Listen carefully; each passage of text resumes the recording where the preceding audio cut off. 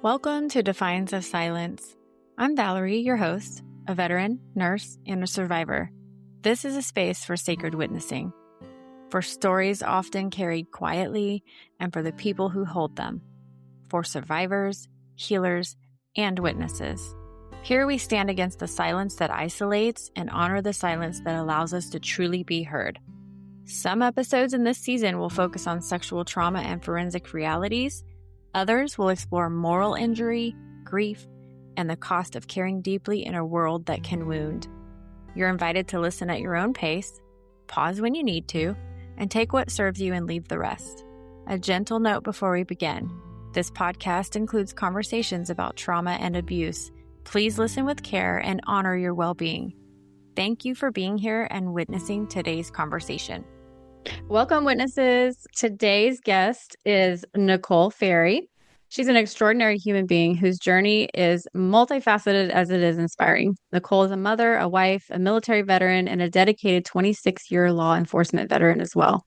With that career that spans detective work, investigating sexual assaults on children and the elderly, she's devoted her life to protecting the vulnerable. Nicole is also a keynote speaker and a passionate advocate for resilience, healing, and mental health awareness. As a survivor herself, she has taken the time to study what resilience truly looks like, and she walks that path every day. She's open about the realities of mental health challenges, including her own 143-day inpatient stay. She brings that honesty and that depth to every conversation. And of course, she does this all with the support of her beloved service dog, Cash, who is a constant companion in her journey. We're so honored to have Nicole join us today and share her story and her wisdom. And I know this is going to be a really powerful time together. Nicole, thanks for being here.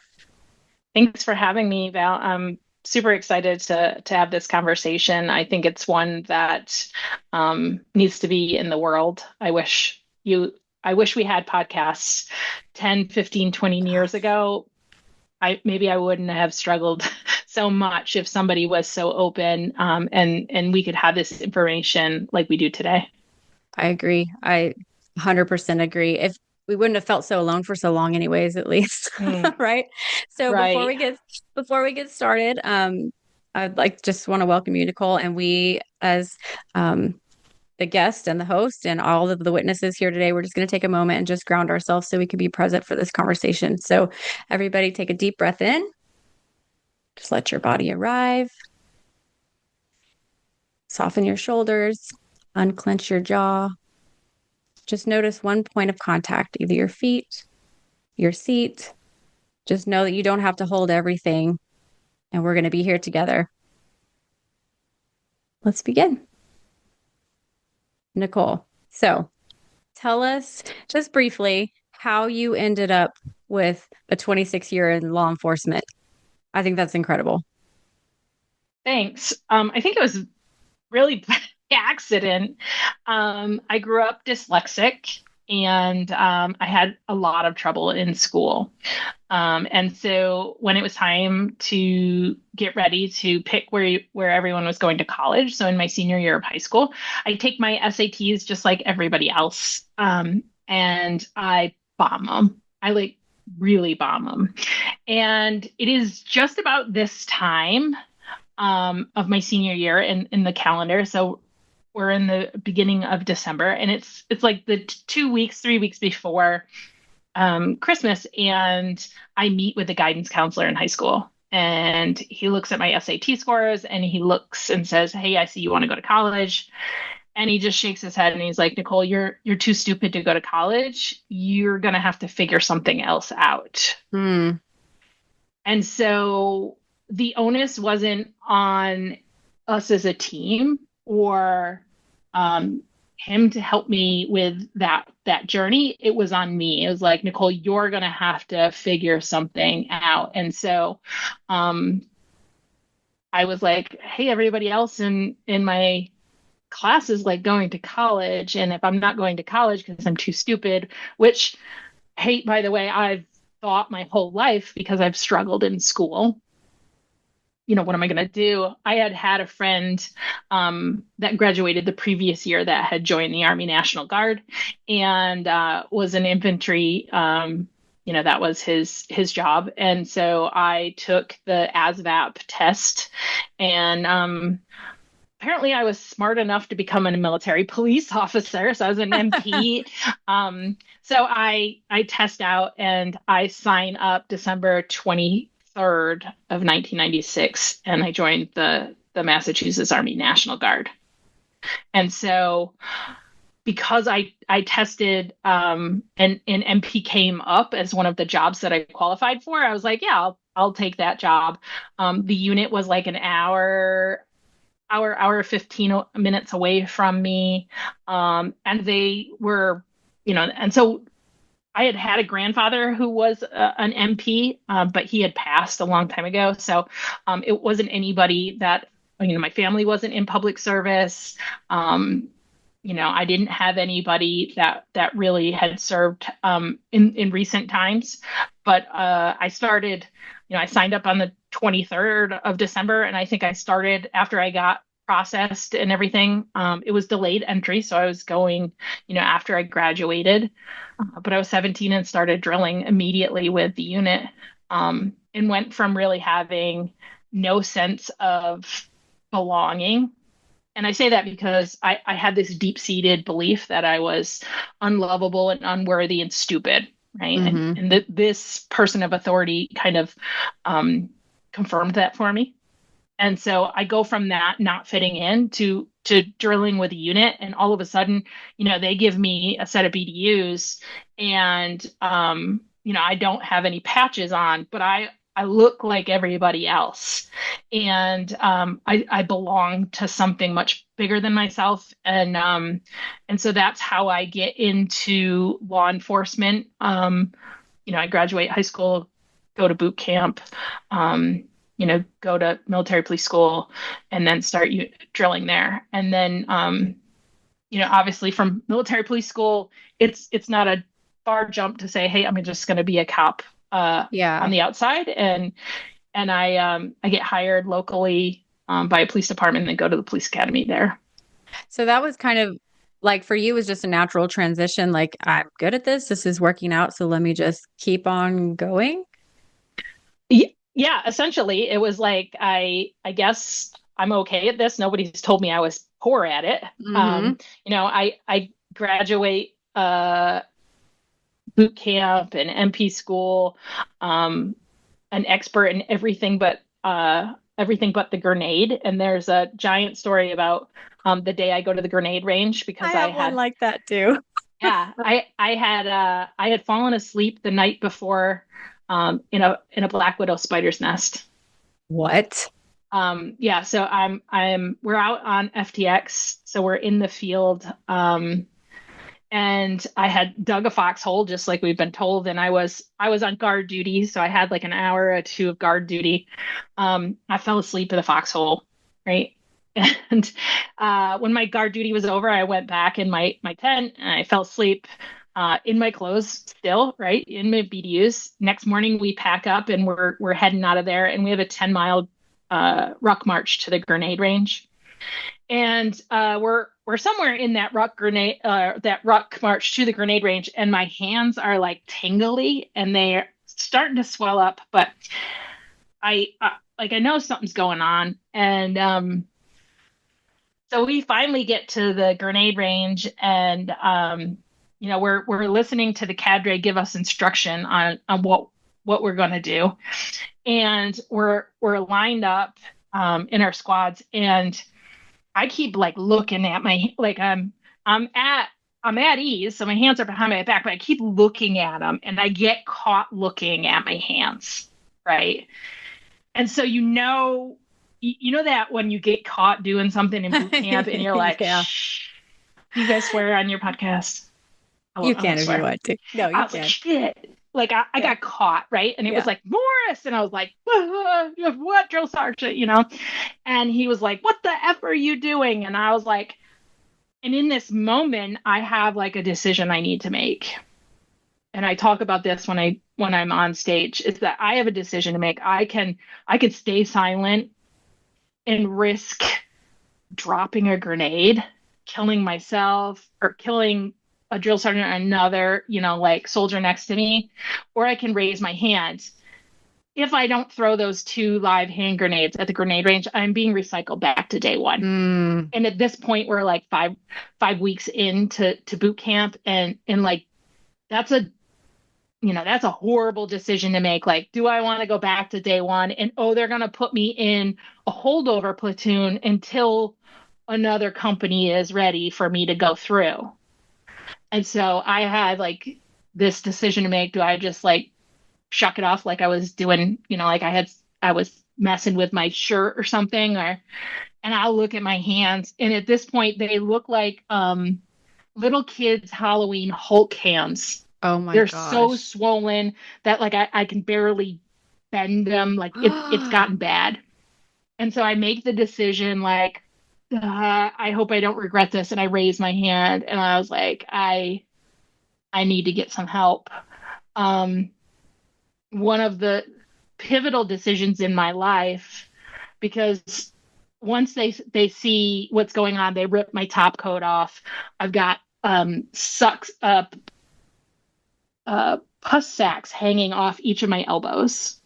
We still at this point don't know that it's spiders, right? Like, so we don't know that. And they were like, what in the heck is going on? So they call an ambulance, and then my drill sergeants and their range cadre, like they have me with my battle buddy, and now we're trying to make decisions of like what happens now. And I was like, hey, I played varsity softball. Like, give me some training grenades. I'll show you that I can throw them. Like, do not recycle me back to day one, please, please, please, please, please. I will.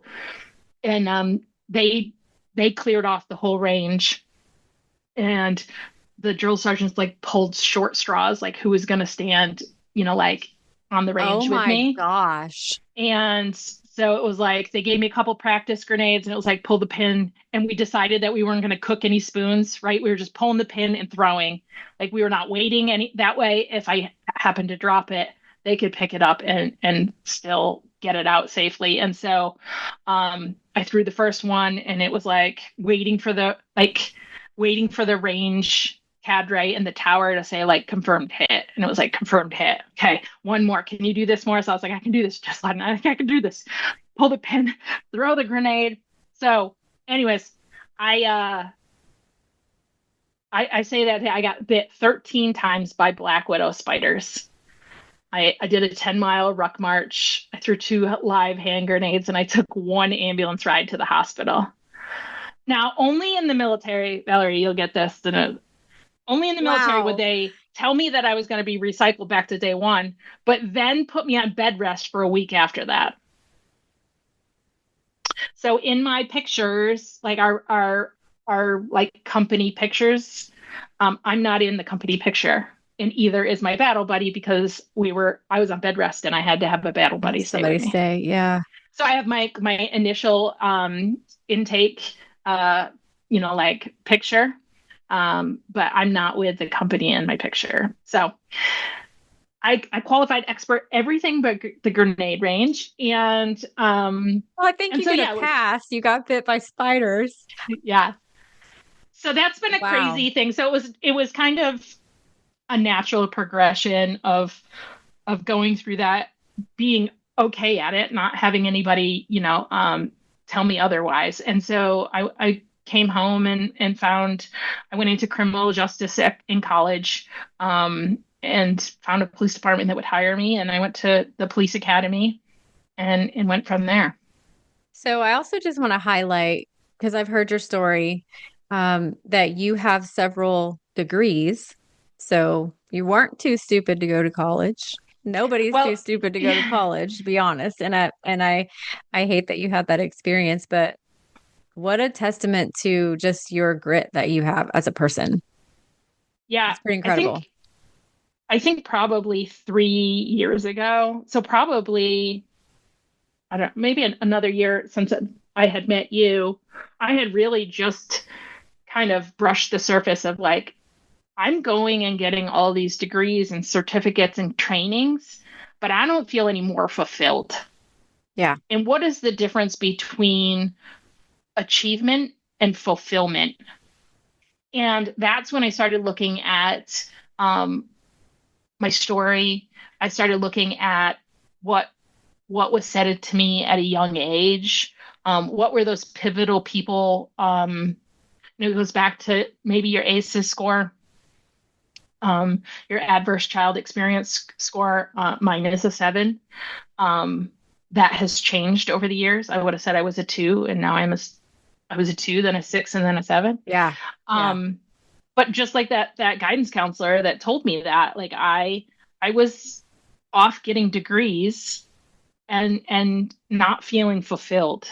I was searching for someone to say you've done enough, or you've done a good job, or you're worthy, or you're lovable, or, fill in the blank.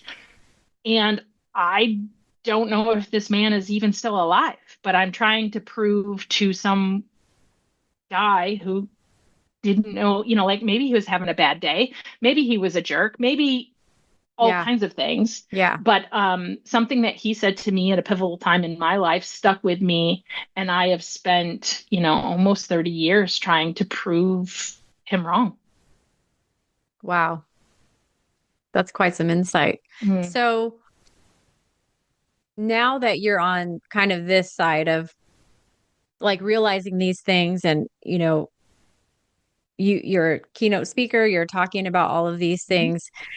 I think it's powerful to be able to openly talk about, like, you can have all of this knowledge and you can know all of these things and we can share all this wisdom, but we still have to apply it in our own lives and figure out like how this works together. So when you joined the military and then you moved on to, the police department, and then, you're achieving and you're helping people and serving.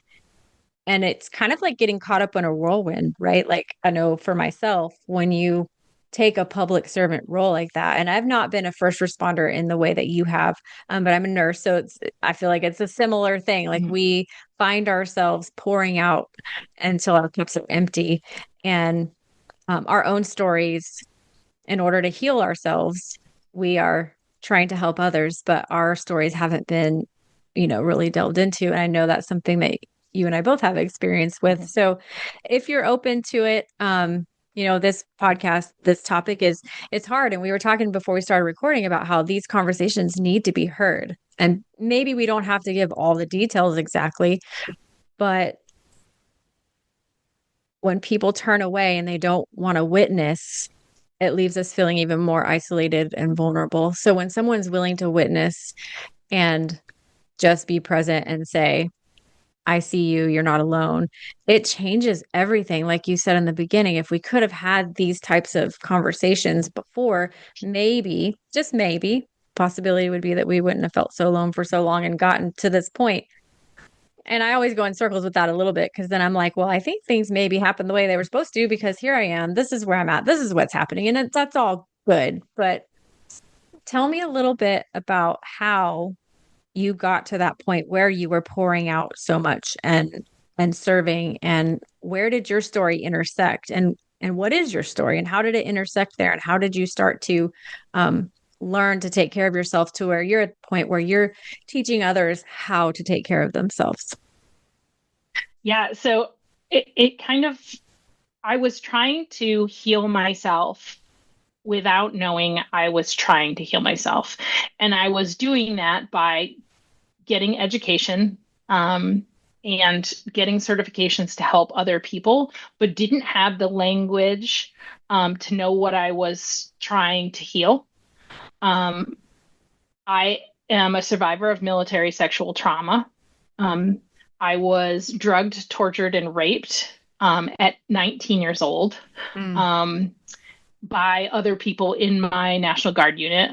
And as I mentioned, they were MPs, right? And some of them were cops outside of the National Guard. And so that was something that I've been really conflicted with, but I didn't have the language to, right? It's the book, The Body Keeps the Score, right? It's the things that you carry with you, but don't have the language for. So I'm struggling to heal something that I have shut off. I've become numb to. Yeah. And so this experience happens at 19, but I go into police work. I become an EMT. I do everything I can to help people, and that comes really naturally to me. And that's a part that I can shine. Right. I can do more. I can give more. I can serve more. And that dopamine hit of helping people somewhat puts a shine on what I feel is not good, right? Right. And as I am successful, both in the guard, right, because I still was being successful with them, but as at the police department, I get noticed, and it was like, hey, you're a female officer. Would you want to go to sexual assault school? And I was like, yeah, I'll go. Like, I'll go to any school you send me to, right? Like I just I'll go to any school you send me to. So I go to sexual assault school, and I dive right in. It's something that I feel very passionate about. Again, I don't know where this passion comes from, and I don't have the awareness to even question why I'm good at this job. But I take it very personal, right? I take all that work home with me. I end up having my own son.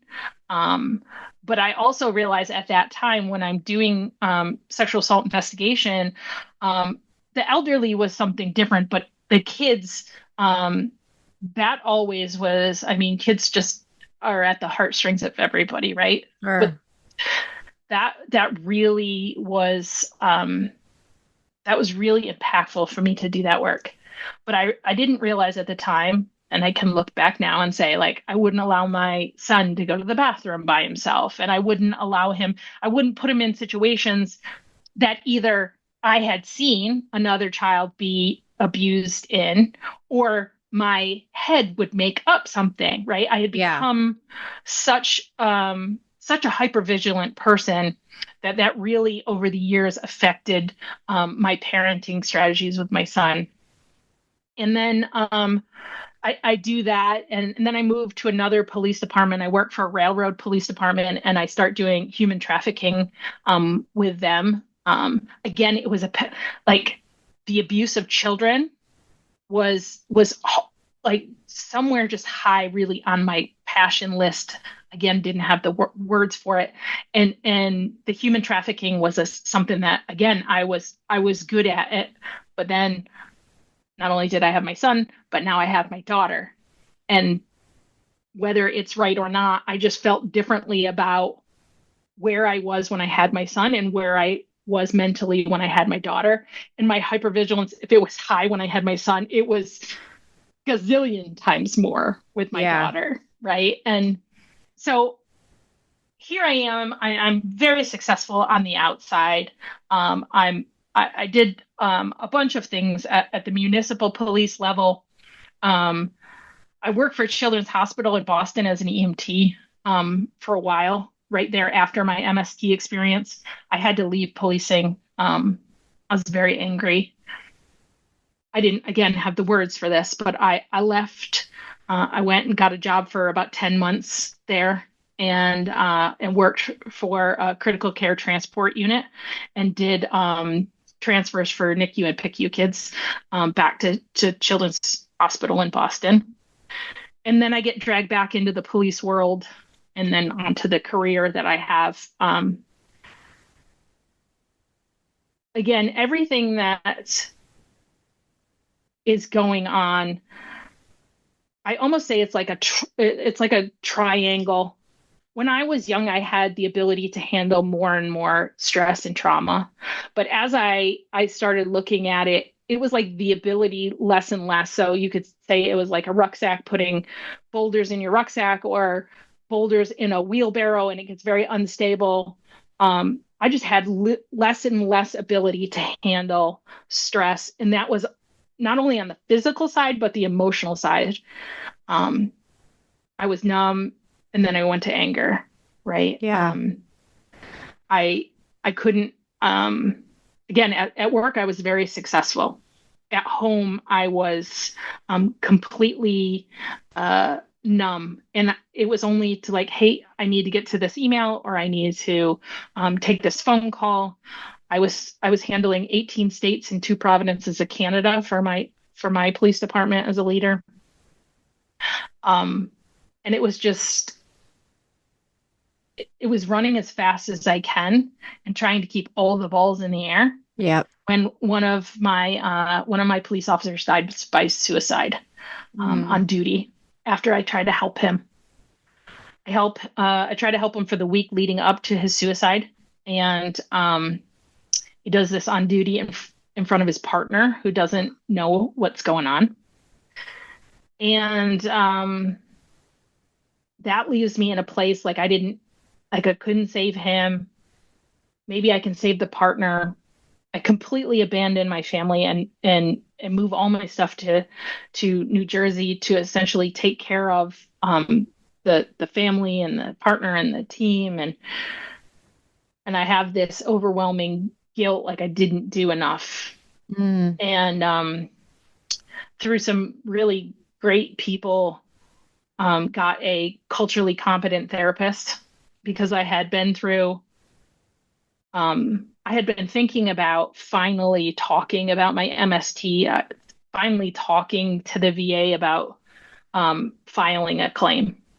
And these kind of happen synonymously. Like, these are happening at the same time. So I'm having all of this stuff at work. And I think right before the suicide, I think maybe it's time I put in this claim. Yeah. So not only am I dealing with like body trauma of my physical safety, well-being, like I am bringing up things that I haven't dealt with in decades. And then I have all this other stuff, and it's easier to just deal with a funeral. I know that sounds morbid, but I can right. I can get into work that's mode. The thing.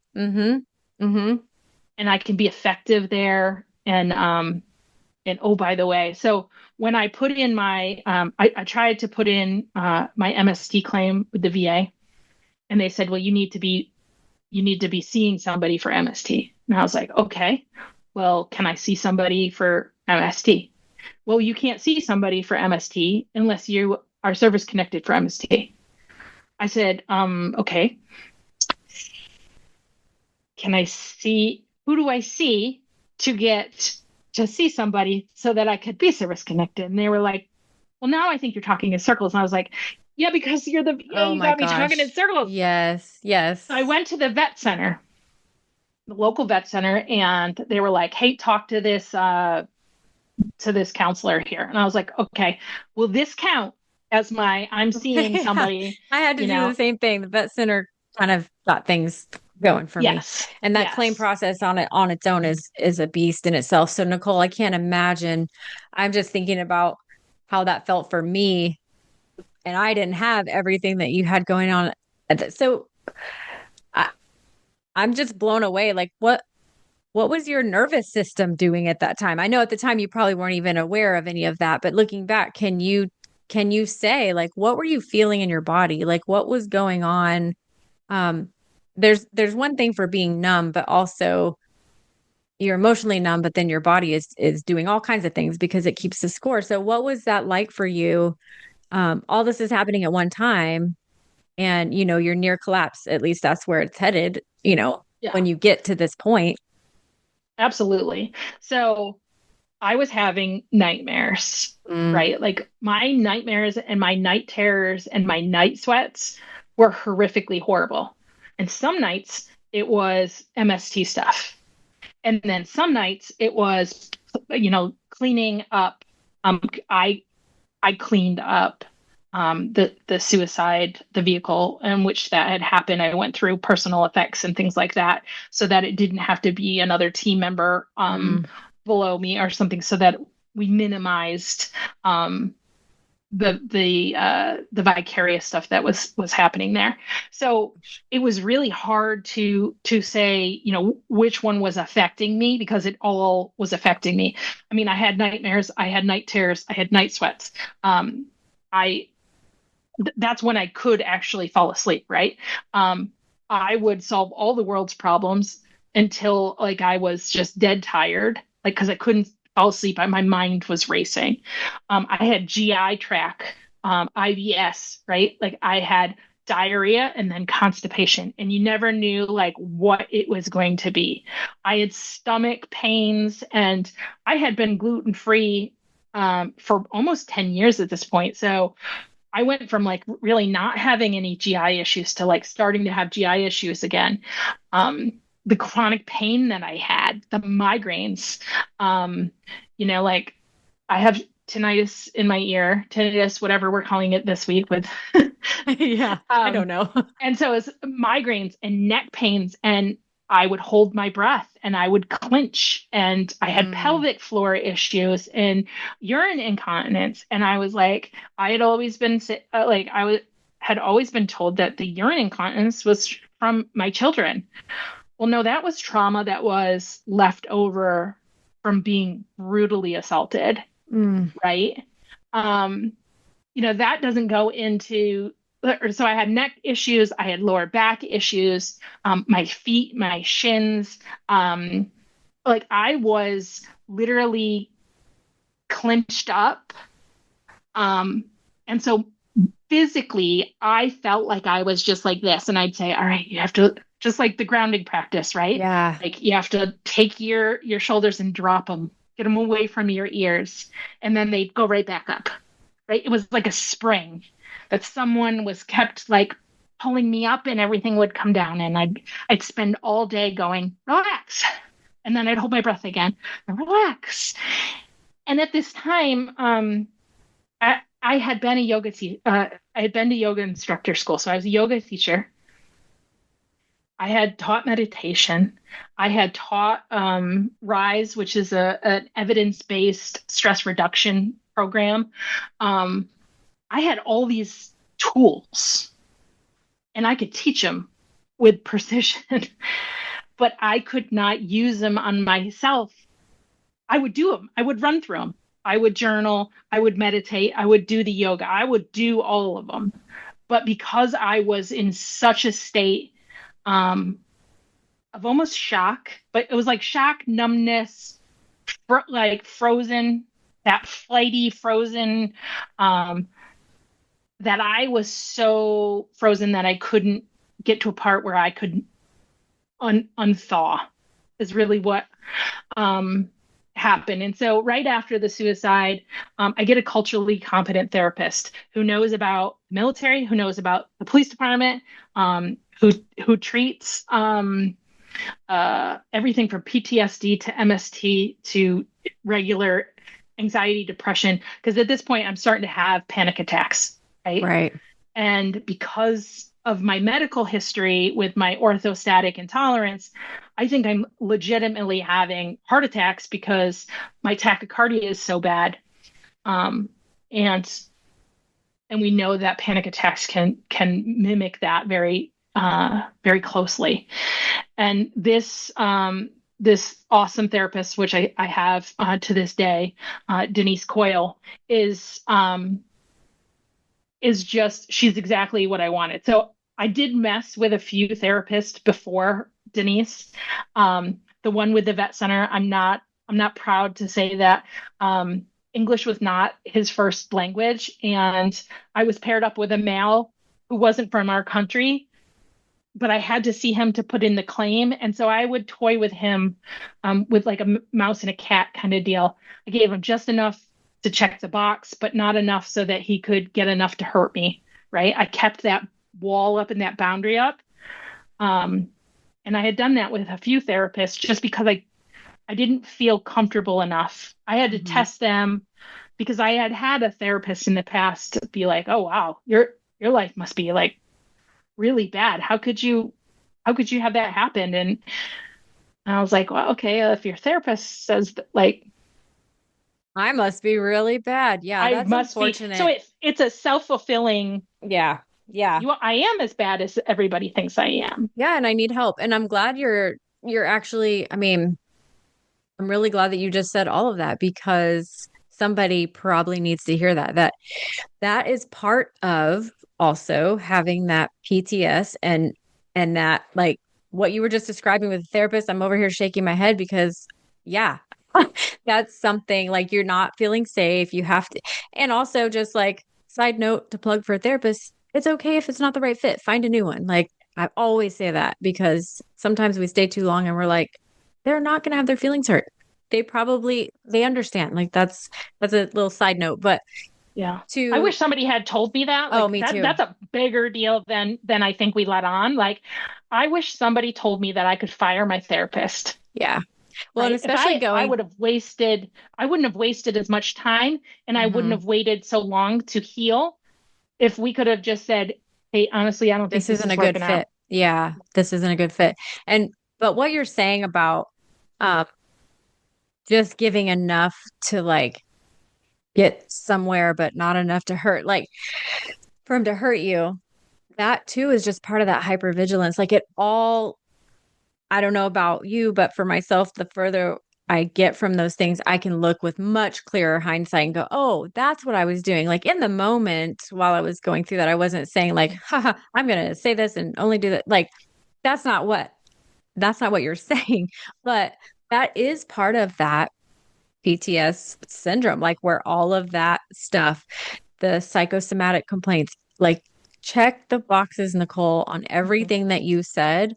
Me too.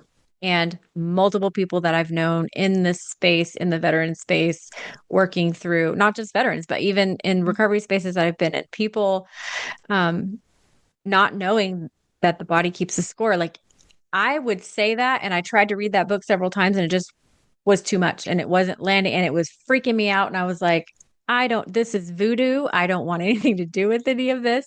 And being able to recognize later, like, oh, my nervous system was literally on fire, shutting down, like all the things at once.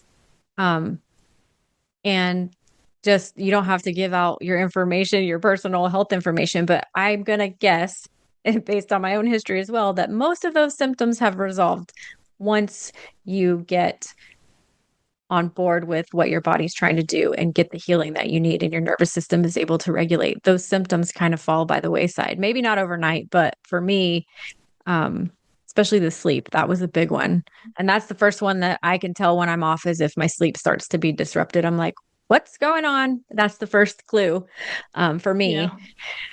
I is know the that sleep. I've been on so many medications, right? Like Mm-hmm. this is a whole other this could be a whole other podcast Yep. on like medications, but I went into treatment. So I did go after the suicide.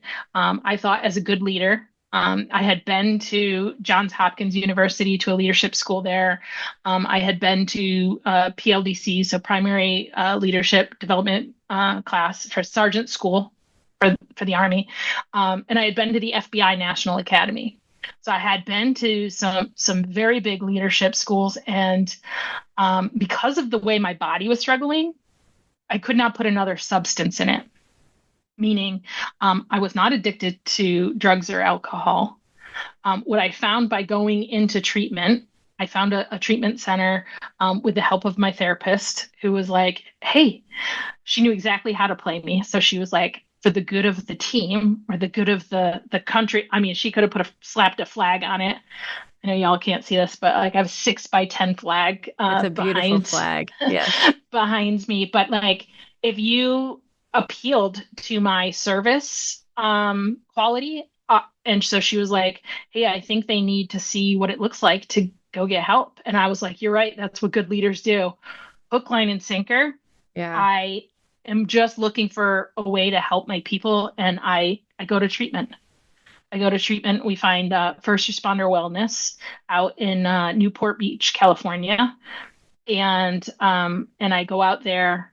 I live in Massachusetts, so it was a long it's a long way to go for treatment, but that's when I start to realize that I have been covering up some things for quite some time.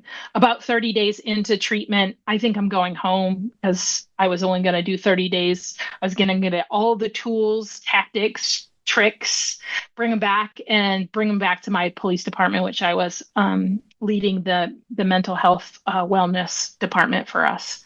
And the clinical psychologist who was my therapist, they assigned me the clinical, like the director, because I had messed with so many people. They gave me the head person, and she says to me, "Are you about done leading?"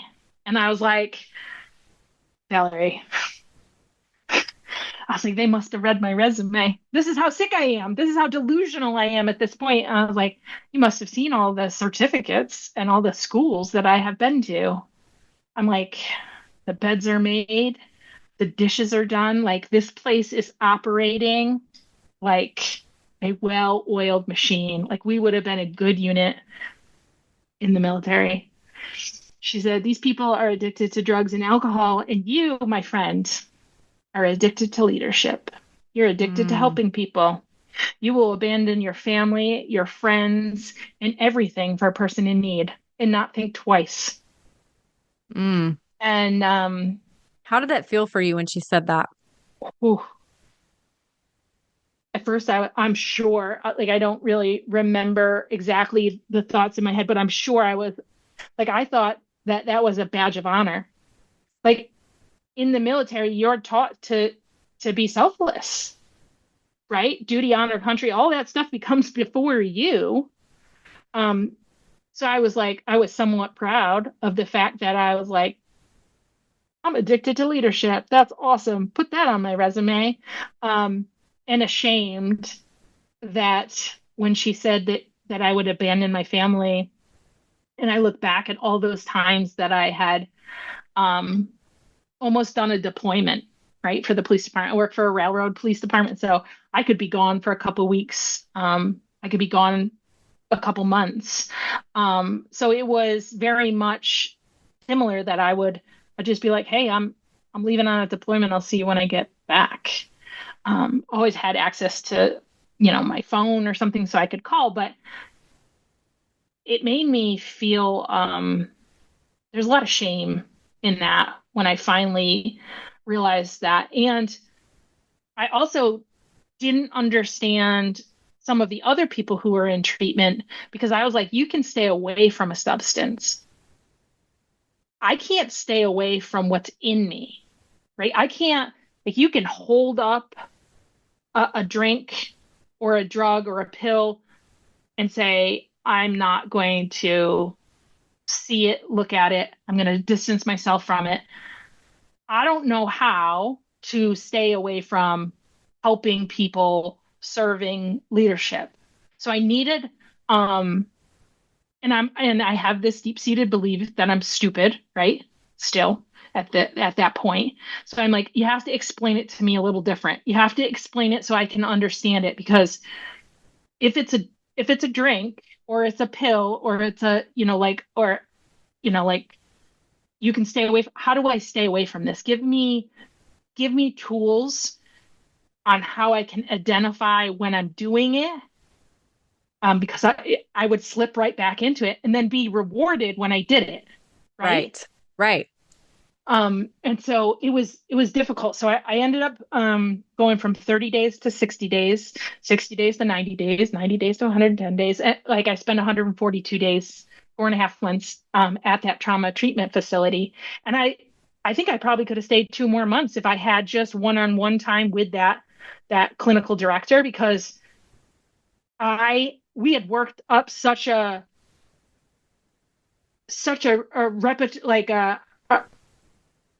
she got me. Mm-hmm. Right. She knew the ins and outs. She knew when I was bluffing. She knew when I was trying to get out of things, deflecting. She knew I couldn't get anything by her. She was a worthy a worthy opponent.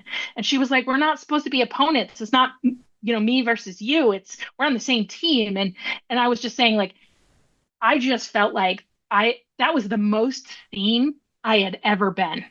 She saw me, good, bad, ugly. Yeah. And so that was really interesting.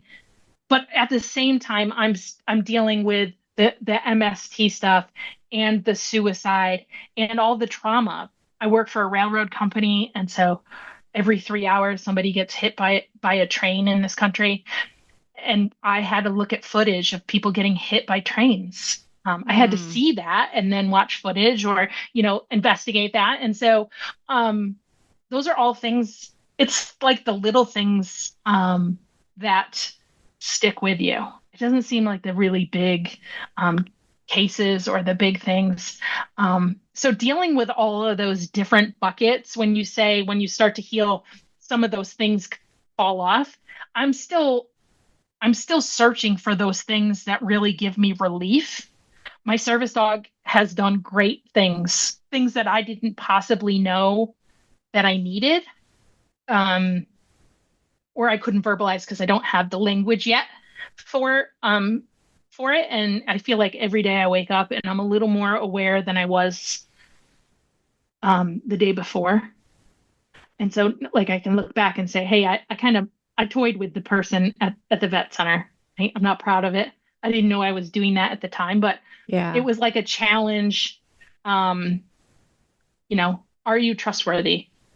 And I would give him a little bit more and see how he handled it, a little bit more and see how he handled it. But the service dog has helped me in ways that I couldn't, that I still really can't put words to.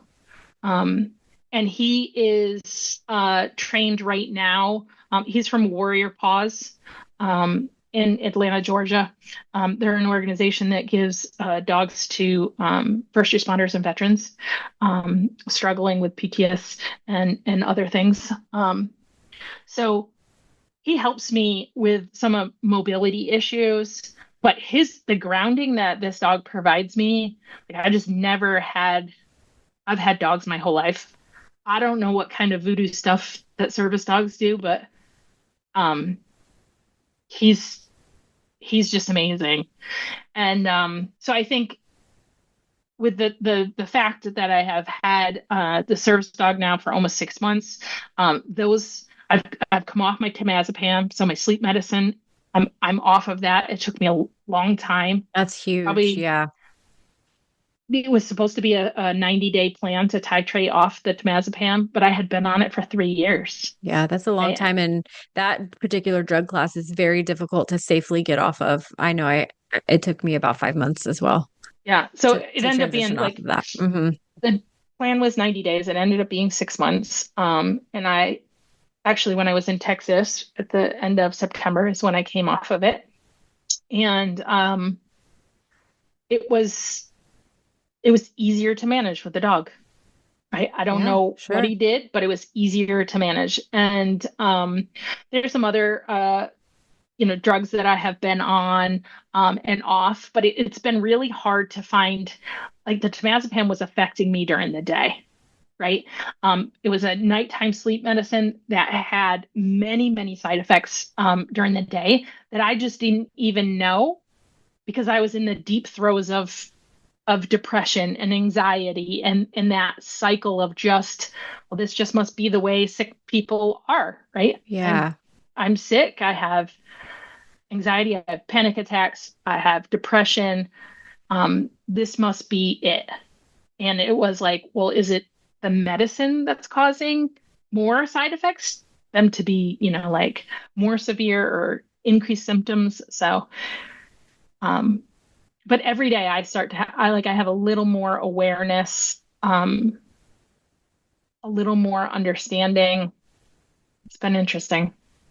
Yeah. And I think it's beautiful that you can tell your story so openly. And there's so many other layers to your story that we're obviously not going to be able to get to today. Maybe you'll have to come back, but it just strikes me that, and what I'm hearing you say is just that healing is not linear. Like, you don't have just this one pathway. Like, there's multiple things, and it's a hill and a valley, and you had to go to treatment. And when you got out of treatment, it's not like you came home and everything was fantastic. I mean, you've just spent 4 months away, and you're realizing all of these things about yourself, and you're having to repair with your family and all of these things.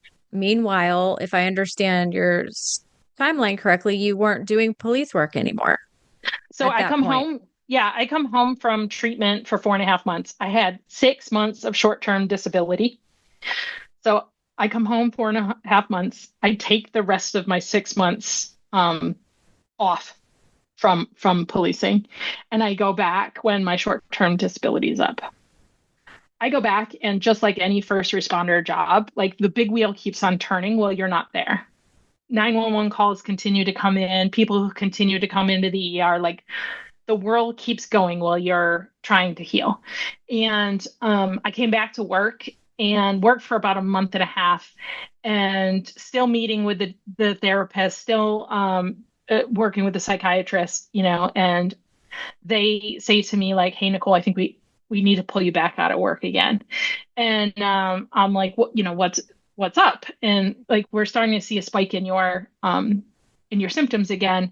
And at that time, I'm taking like the PQH9 and like some other diagnostic tests that they give me, about my levels of anxiety and depression and those things, the Beck's depression inventory or something. Yeah. And so they take me back out of work. What I don't realize is that when they take me back out of work, I'm like, okay, yeah, I'll come out for a couple of weeks and then I'll go back to work. I don't think anything of it, except for because it's a part of the same claim, it now triggers my long-term disability. And that in turn medically retires me. Oh, gosh. So when I look back at all of this and I say, I went into treatment because I was helping someone else. Like I was going to go and get all the tips and tricks and tactics to bring back to my department. And then I end up uncovering a bunch of trauma that, let's be honest, I knew was there, but wasn't ready to deal with. And then started dealing with some of it. But really, when you put a lifetime into 4.5 months, it's more than most people get, but it's not nearly enough to come out with everything processed. And so I become severely depressed when I am medically retired because I have lost a job, a sense of purpose, something I was good at, something I excelled at, was helping people. And now I don't have that job anymore. I was not ready, nor was I able to retire due to age. I wasn't able to retire. So medically retiring at that time put me in a really deep, dark depression. And I was prescribed doxepin by my psychiatrist. And on the first day of doxepin, like my eyes started to like itch. They felt dry.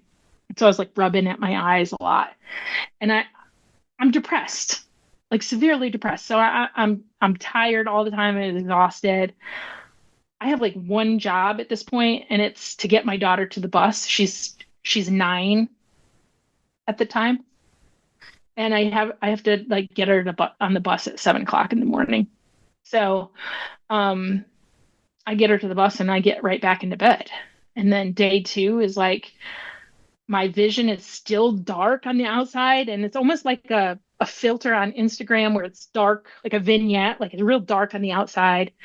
And again, I'm so exhausted.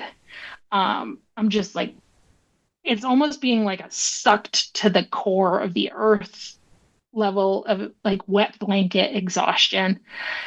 And on the 3rd day, I get a call from my sister, and she calls me in the morning, sometimes on her way to work, and she's complaining about my nephews, and they're teenagers. There's like a lot to complain about because I've had a teenager. So like there was a lot to complain about. And on this day, she was just like, she was going off, and I just couldn't handle it. And she said something about like, you're so selfish. All you think about is you. And she hung up the phone on me. And so I was like, usually if she hung up on the phone with me, I'd just be like, right, that's just her. But this morning it was like day 3 of doxepin. I was like, oh, no, you don't, which I had never done before. So I call her back and I was like, you called me selfish. You said everything was about me. Like I have just spent the last 3 MFN days trying not to kill myself. And I start to scream. Now, this is almost 6 months out of treatment. And when I was in treatment at First Responder Wellness, I did scream therapy because I could not scream. I could yell with military precision, but I couldn't scream. And we knew that was tied to my MST experience by not being able to vocalize. And that a lot of the times me not being able to breathe or breathing, like holding my breath or being clenched, had to do with not being able to use my voice, not to be able to ask for, scream for help or to say no. I mean, you're shaking your head, Valerie, like this is all checks out with all usually MST people, right? Yeah, I have chills right now. I get it. Yeah. And so this particular morning, I'm screaming like I could never scream before. Like I could not do in scream therapy. And I dropped to the bathroom floor and I'm screaming and the alarm goes off and it's time to bring my daughter to work or bring her to school. Excuse me. I wish she was going to work. I have to bring her to school. And being a good trained first responder, military person, like ding, the bell goes off, we get to business. And I get up and I like brush the boogers off my face. And I have a sense of resolve, like my shoulders drop. And I say to myself, like, I can't do this anymore. And I have a sense of peace that is unworldly that I've never felt before. And so I put my daughter in the vehicle and we drive the 200 yards to the bus stop. And as we're waiting for the bus to come up, like I hug her and kiss her and I tell her that I love her. And I'm like holding her face and I'm trying to memorize like all the details into her face. Because I know this is the last time I'm going to see her.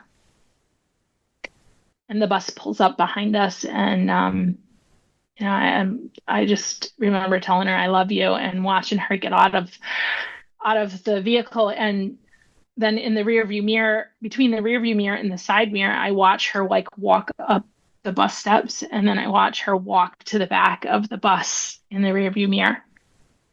And then the bus just like pulls away and disappears. And I drive the 200 yards down back to my house, and I put the vehicle in park and I shut it off and I let out like this audible,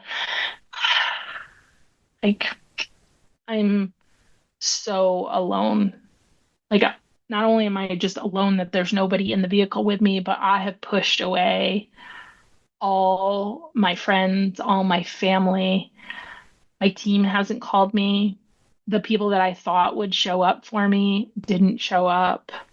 I had pushed everybody away. My husband was, there, and my son was old enough, he was out of the house.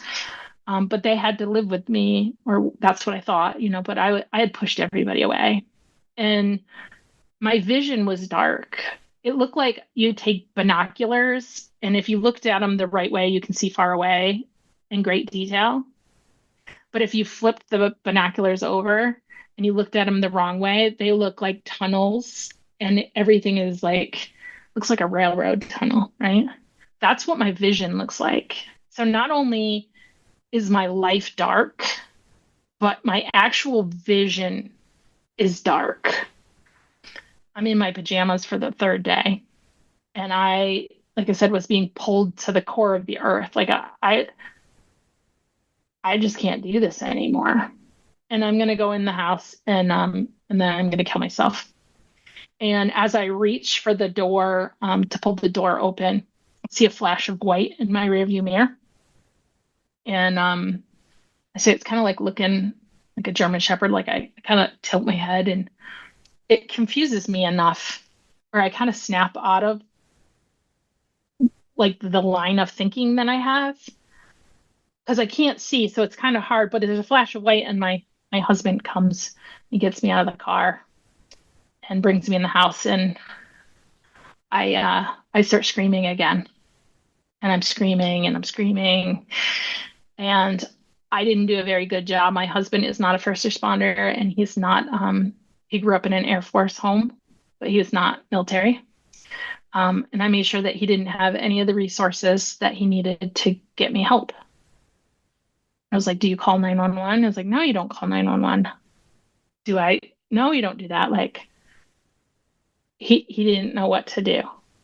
I made sure that like the people I saw in telehealth, he never really had a reason to have their numbers. And so we end up getting a hold of my my medical team, my psychiatrist, my therapist, and we determined that it is a medical side effect of the doxepin that is causing the suicidal ideation and the damage to my optic nerve. So they think that I probably would have went blind very quickly because it was affecting my optic nerve.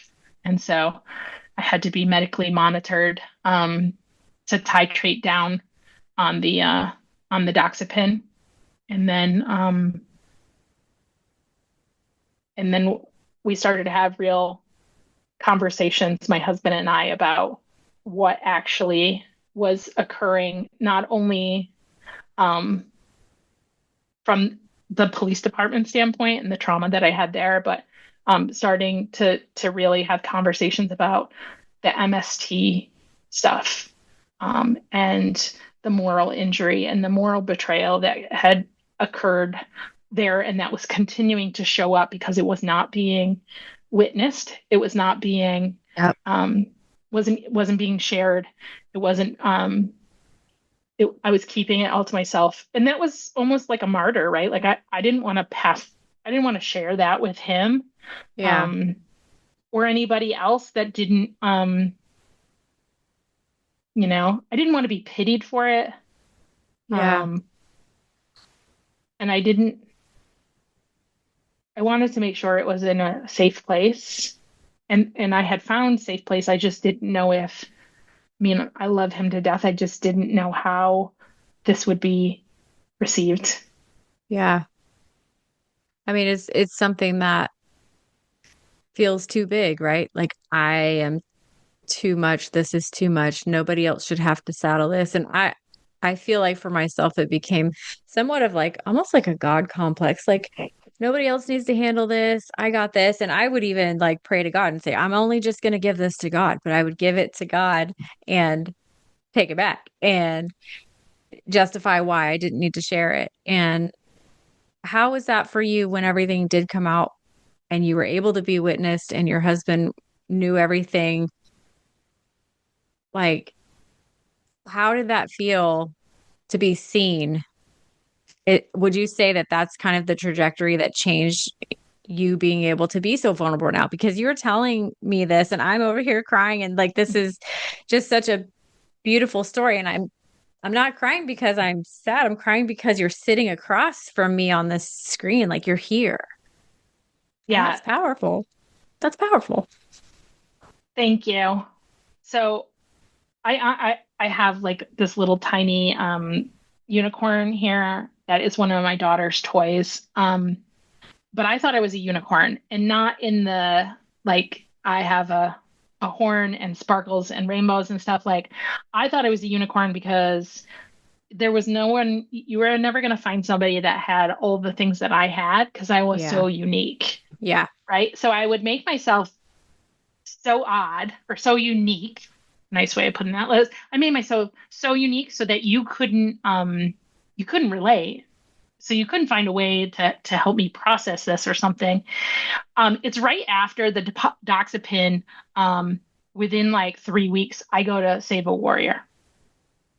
And the things that I think that I need to, like the conversations I think I need to have with my husband, I don't know how to have those, right? I'm still talking to the therapist at this time, but there's so much with the suicidal ideation and all that stuff like that needs to be processed. Like, again, I'm asking myself, do I need to go back to treatment to deal with all of these things since that? And I didn't. I went to Save a Warrior, right?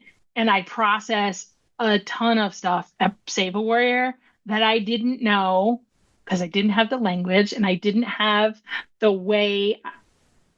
Like, there was just so much stuff that I processed that I didn't know was there. I didn't have the language for. I didn't know how to do it. So a lot of the things that I thought I needed to tell him were not things I needed to tell him, right? Does he need to know some of the things so that he can understand and be supportive? Yes. And we had those conversations. But he didn't have to witness some of the other stuff that I thought, how is this gonna affect our relationship? How is this gonna affect our sex life? How is this gonna affect, my children's life? Generationally, what does this do to my kids, my family, and so Save a Warrior and then going back and doing that work was pivotal in knowing, like, hey, this is a problem that I've had generationally. This is, on my mother's side, my grandmother was sexually trafficked by her father at the age of 12, right? Dropped off at a brothel in Georgia. Mm. And her sister, finds her in the 40s, right? Like, we don't have the internet, and we certainly don't have cell phones or anything. So she gets trafficked. So you think about the generational things, and so again, these are the reasons why like, you're getting reactions out of me for different things. Like, why did I feel like I needed to save all those kids? Well, my grandmother was trafficked by her father at 12, right? So those kinds of things, like, they came up. And when I was at Save a Warrior, I did so much work there. Like, we both are big Save a Warrior people. It was just amazing, the amount of healing that I got that I didn't know I needed, and with the right people. Yeah. You and I have had conversations. Other people have had conversations. So healing, right? Yeah. I think that as humans, we're wired for two things. We're wired for struggle, and we're wired for connection. Yeah. And we all are going to struggle.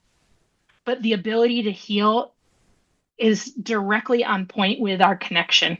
Yeah. So and we're growing at the degree that we struggle, at least in my experience. Like, yep. If I'm avoiding the struggle because I'm avoiding the struggle and I'm numbing out and I'm not willing to feel the struggle, then I'm not going to grow in the way that is going to be beneficial to generations to come.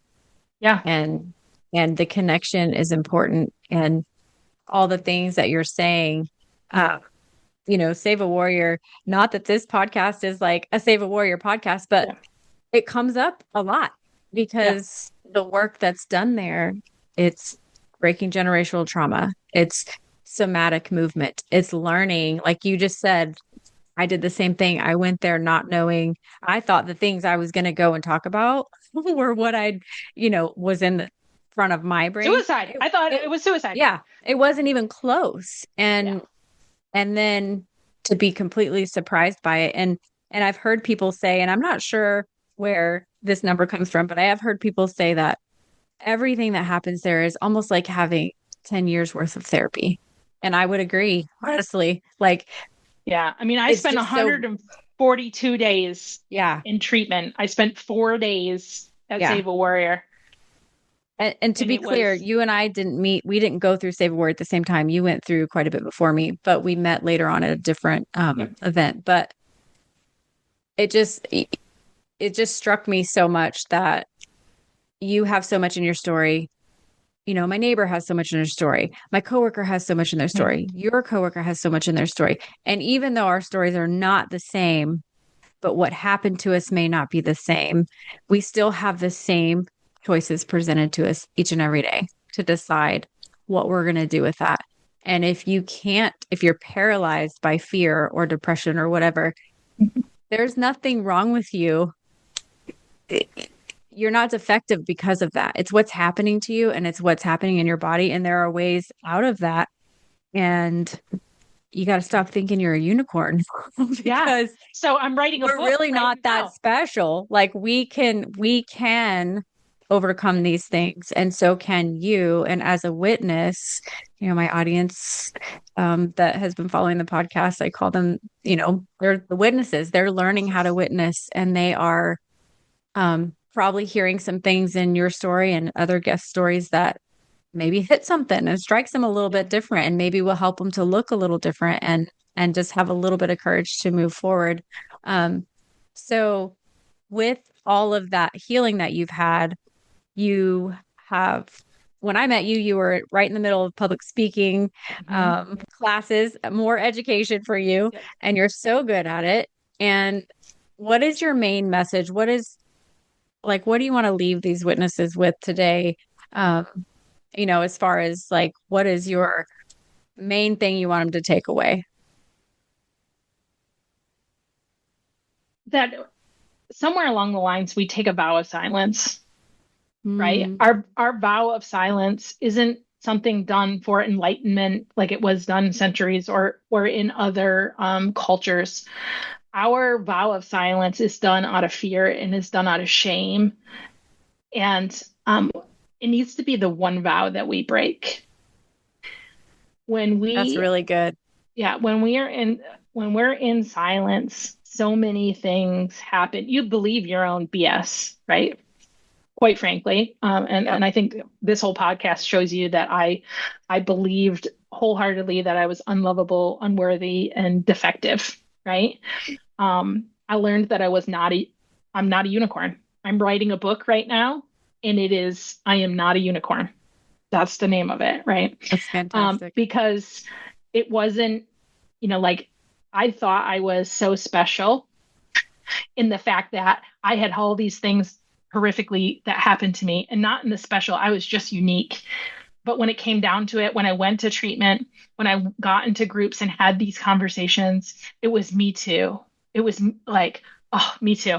That the snaps for people to, so that that you're not the only one going through that kind of thing. Speaking school at Heroic Public Speaking helped me a great deal to be able to tell my story in a manner that didn't re-traumatize me every time, which was great because as a public speaker, you want to be able to get up there and say, hey, I've been drugged, tortured, and raped. But it becomes a script and and they become words, right? And I keep telling the therapist, like, hey, I'm very vulnerable. I tell you all about this stuff. And then she told me just recently, 2 weeks ago, I was like, you say this like a script, but your silence is not broken yet. You haven't told us what you were feeling leading up to that night, what you felt afterwards, the sense of belonging that you had going to that party that night. You felt like you belonged somewhere. You felt that way because you were groomed to feel that way, right? But you're embarrassed and shame, you have shame because you were excited to be there. It's when we start to shift conversation. I talk about it so much that it becomes almost silent to me. But if we break the silence, we start to have conversations with safe people who want to witness, want to support you, that maybe have some training in that. Not everybody is a safe person. That's super important to know. There are plenty of safe people out there, but not everybody is. And that may not be your spouse. That may not be your best friend. There are enough organizations out there with safe people to talk about those things, but conversations can save lives. And every day I become a little bit lighter by having another conversation about this with safe people. Hands down, it becomes a little bit lighter. My shoulders fall a little bit more, right? Yep. My jaw unclenches a little bit more. My stomach, a little less tension every day. Yeah, that's beautiful. And I love that you're saying that, because you're not saying look at me, I'm done healing and this is great, and I'm standing up on this stage or I'm behind this microphone to teach you these things because I'm so great. I personally would be leery of someone who was saying those things, Yeah. because if you are getting a little bit better every day, then you're doing your There is best. no Like magic pill to this. there's not, and Nope.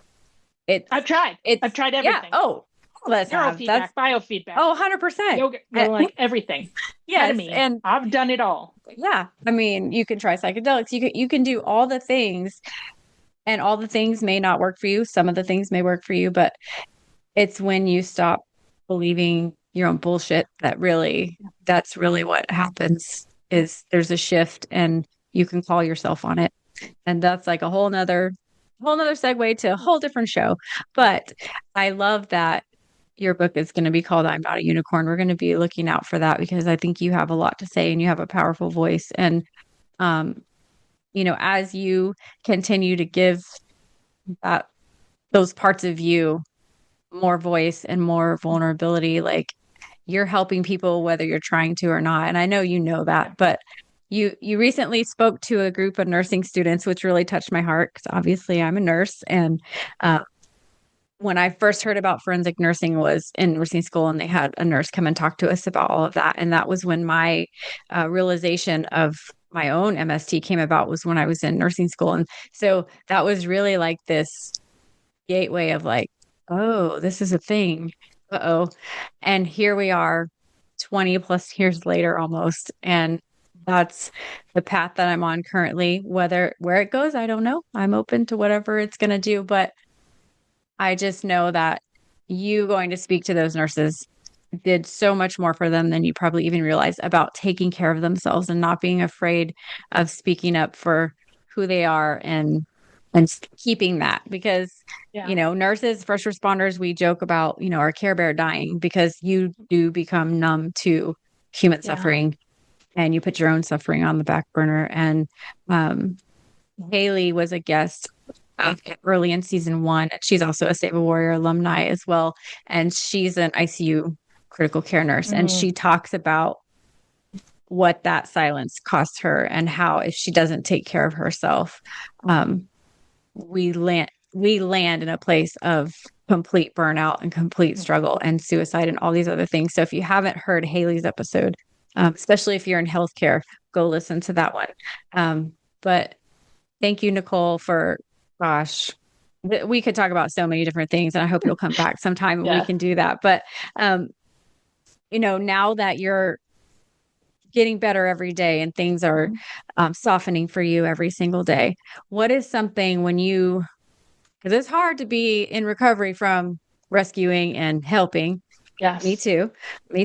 And it's a hard drug to overcome, because you get rewarded for it, like you said. So when you're holding something or holding space for someone, and we've had some good conversations too, but like, my stuff's not yours to carry. What do you do with that? Like, what's your personal practice at the end of your day, or at the end of your week, or even at the end of an encounter with somebody? How do you personally release those things that aren't yours to carry? So because I carry most of my stuff in my body, right? That's just where my body, like, I carry it in my jaw, I carry it in my neck, and especially because I keynote speak, right? So after I share 60 minutes of my story, my trauma, people line up and they want to tell me theirs. It's like the law of reciprocity. I share something hard, you have to share something hard as well. So it feels like the whole thing has been completed. So people will get up and say, like, my mother died by suicide, my brother overdosed. And so those are very hard stories to hold space for, because we don't have an agreement, right? There's not a, hey, I'm going to hold space for you. This is what this is going to look like. And so for many of your witnesses, they might not know exactly how to hold space for somebody. But what I try to do is physical movement, right? And so I have, I can shake, like, my shaking is like my go-to thing. I also have a vibration plate that I bought from Amazon, and I will stand there and vibrate on it. So if I can't get to the vibration plate, to stand on that, and it has like different levels and different times that you can stay on it, but 10 minutes on the vibration plate to just move some of that stress out of my body. I can't do it for less than 5 minutes because I'm so stressed. It takes that long for me to unclench. But really shaking out my whole system is how I release it. I also don't do that in front of people because if I'm up on a stage or I'm in a group, it looks really funny. Yeah, I can't imagine. I've Yeah. been wanting to try one of those vibration plates. So you recommend, huh? Yes, and it's I do like to shake, do the shaking. And I've talked about this before. The shaking the bones exercise my therapist told me about. You just get some like really hard drum beats and like noise canceling headphones and like Yep. shake, Yep. but a vibration plate. I've been really interested in that. I just didn't know if it was something I would So enjoy, but the therapist told me about it, and she said, maybe with all the stuff that I have, a lot of lymph node stuff can drain from it. So she's yeah, like, there's other yeah. health benefits to a vibration plate. But it was very inexpensive on Amazon, and it has different things, and I really enjoy it. Sometimes I don't have the energy to stand on it, and I'll sit on it. It still has the benefits, but being able to shake and have that, I don't think it's harmonic movement, but I'm like something stuck in that word for me, but like it Like a just rhythmic movement. Yeah. rhythmic movement. Yeah. And then just letting it go loose. And sometimes I'll put like meditation or some of my yoga music on and listen to it. By the biannual beats, I'll listen to it sometimes. I haven't been able to meditate on it in the I feel like traditional I way. would feel like that would be hard, a little distracting Yeah, probably. just in the way that we traditionally meditate. So some people might be able to do that, but yeah, I find it's super helpful. Um, I love it. Well, that's great advice. And I will let you know how that goes because I think I Yeah, might get myself one. Birthday's yeah, coming up. Maybe I'll just yep. buy myself Merry one. Christmas. Yay. Um, yeah, thanks for sharing that. And, the end of every episode, I like to just take the witnesses through just a releasing exercise because we heard a lot. We heard a lot today. And maybe they heard a lot before they even listened to this today. And I do hope that as a witness that you understand that you don't have to listen to all this at one time. Please take breaks if you need to listen with care. I even do that. Sometimes like listening to something else, I have to take a break too. So um, I'm just fascinated with the process of releasing and how beneficial that is. And I'm going to interrupt myself because Cash just made a appearance on the screen. He is so handsome. Thank He you. is he's a black lab Yes, and he is precious. he is. And Nicole, you'll have to let your episode picture be of you and Cash so that I can put Yes, we. put you there so the witnesses can see him. Yes, Um, absolutely. so with that being said, any last closing thoughts before we release today's episode? No, just thank you for the opportunity. I think every time I Oh, get to share this, um, I put a ripple out into the world that may or may not come back to me. But I have found more times than not that it has come back to me in ways that I couldn't possibly have known when I put it out there. And so just thank you for this opportunity. Like I said at the beginning of the podcast, if this was here 10, 15, 20 years ago, um, the healing that would have happened all those years ago, we're all going to struggle and all going to suffer, maybe just a little bit less if I knew that I wasn't alone, yeah. that I wasn't a unicorn, Yeah. or maybe we were all unicorns. I love that.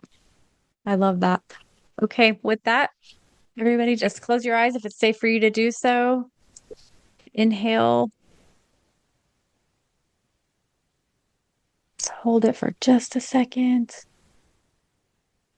Big exhale. Palms up. Inhale. Push those palms up to the sky. Breathe out and let it go. Thank you for being here, Nicole. Thank you for having me. Thank you for being here. If this conversation brought up difficult feelings, please take care of yourself in whatever way you need. I welcome you to carry forward what feels steady and release what isn't yours to hold. If additional support would feel helpful, consider reaching out to a trusted friend, a professional, or a resource in your community. Healing is not a straight line, and you do not have to journey this alone. If this space has been meaningful for you, you're welcome to reach out. And if listening quietly is what you need right now, that's enough. You're right where you're supposed to be. Thank you for witnessing with me today. And until next time, remember that you are loved and worthy of being witnessed.